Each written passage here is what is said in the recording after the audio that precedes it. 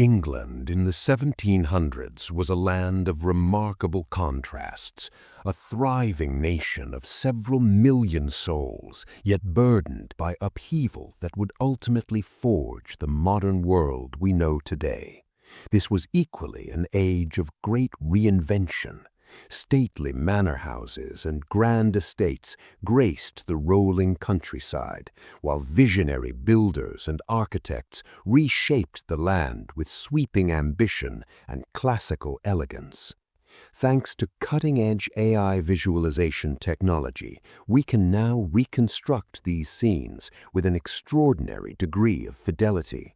By studying genuine 18th century illustrations, paintings, and engravings, we are able to depict how England very likely appeared, its architecture, its highways, its people, and its unmistakable atmosphere, carrying us back almost 300 years to experience this ancient nation as its inhabitants once did.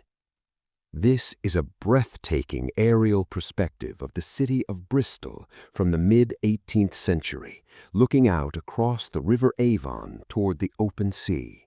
You are witnessing the commercial heartbeat of Georgian England, one of the nation's foremost ports and a vital hub of global trade. Towering above the rooftops is the magnificent Bristol Cathedral, a structure of immense architectural heritage stretching back to its medieval foundations. To one side stands the Grand Council House, a permanent emblem of civic pride and mercantile power. The river itself is packed with tall-masted merchant vessels and smaller rowing craft, for this was England's arterial route to the wider world, alive with cargoes from across the Atlantic and beyond. The ancient city's ancient street patterns still cling to the hillsides, while elegant new Georgian terraces inch their way across the higher ground, reflecting Bristol's extraordinary wealth and ambition. This scene captures the city at the very pinnacle of its Georgian prosperity, poised at the threshold of the Industrial Revolution that would transform the entire nation. This is the celebrated panoramic view of the city of Bath from the surrounding hills, looking down across the valley of the River Avon in the mid-18th century. You are standing at what many considered the most fashionable spot in all of England. From the 1720s onward, Bath became the nation's premier resort, drawing the aristocracy, the gentry, and the merely wealthy to its legendary thermal springs and its matchless social scene.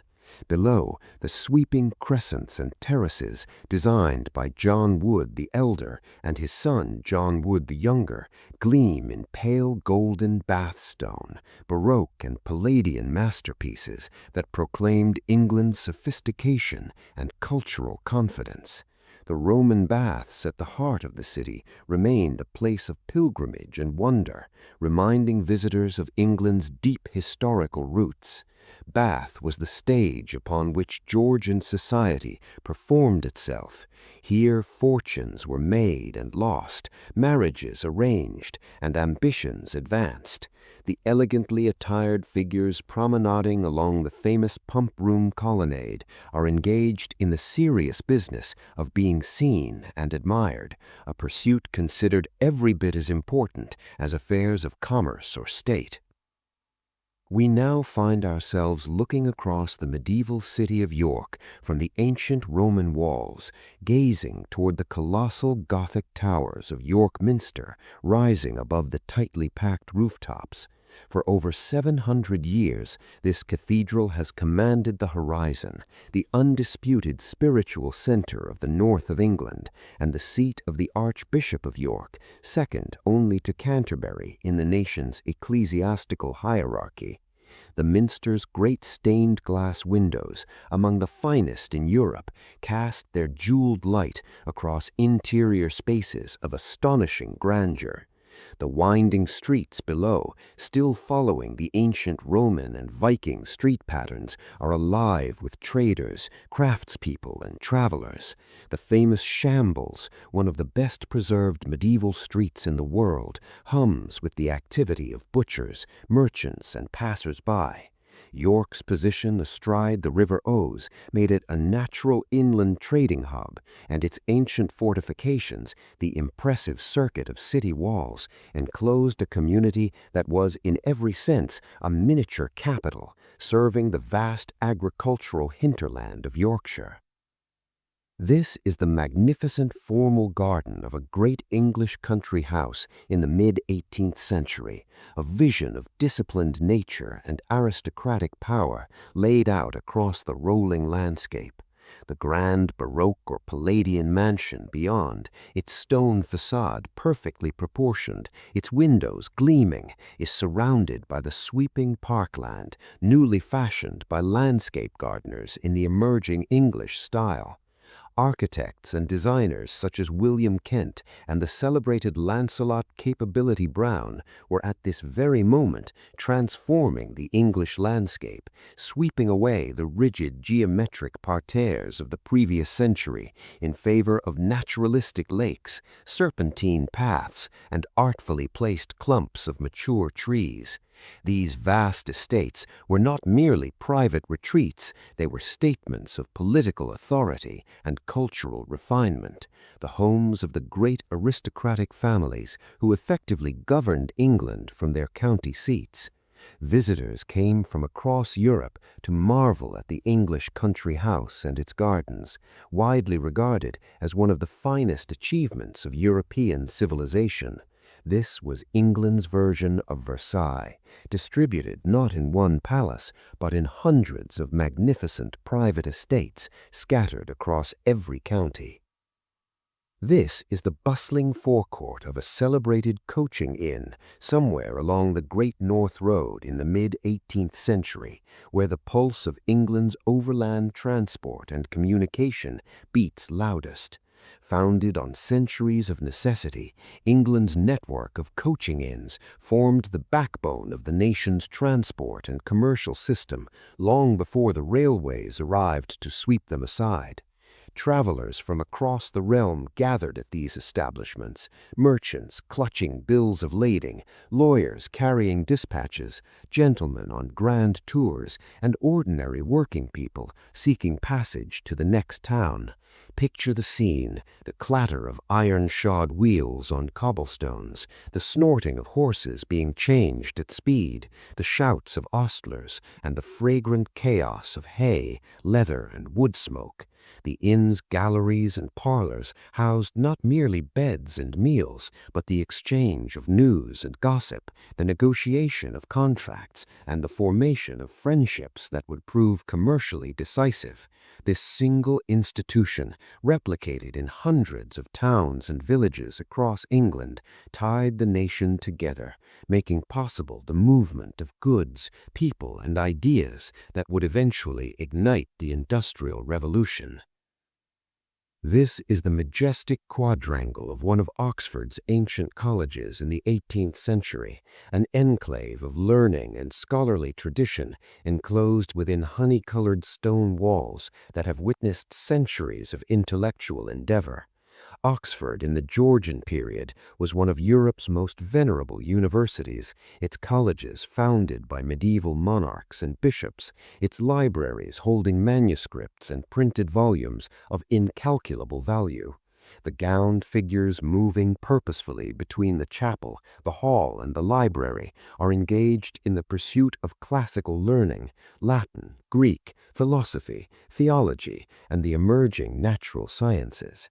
Alongside them, the sons of the English aristocracy and gentry mingled with scholars of more modest backgrounds, all drawn to a place that remained the surest path to advancement in the church, the law, politics, and public life.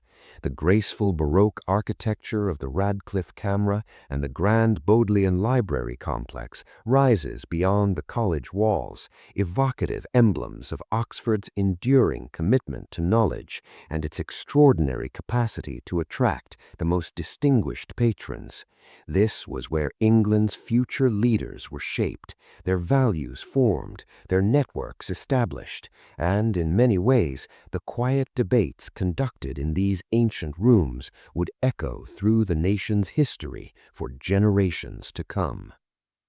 This is one of the thriving market streets of a prosperous northern English town in the mid-18th century, a scene that captures England on the very cusp of its transformation from an agricultural society into the world's first industrial nation. The name of the street comes from old traditions of open-air trading, and for centuries these northern markets have been where cloth, wool, and manufactured goods changed hands in quantities that were reshaping the global economy. The elegant church steeple visible above the roofline belongs to one of the fine parish churches rebuilt or expanded in this era of commercial confidence. Along this broad thoroughfare, merchants traded everything from woolen cloth and printed cotton to iron goods, pottery, and provisions.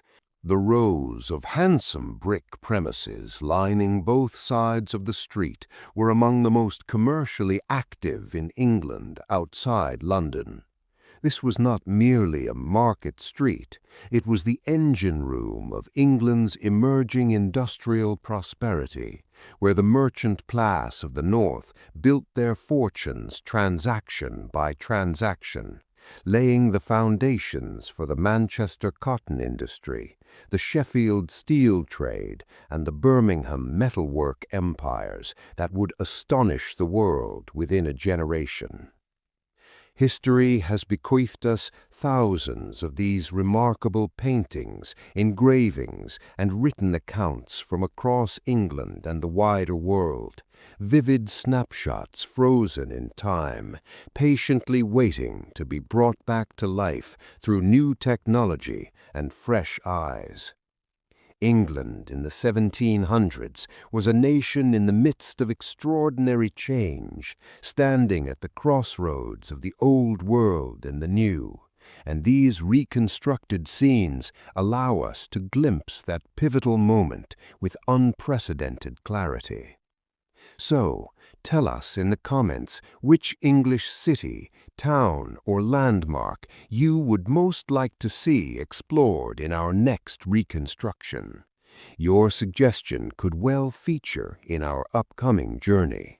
Thank you for traveling with us. We will see you in the past.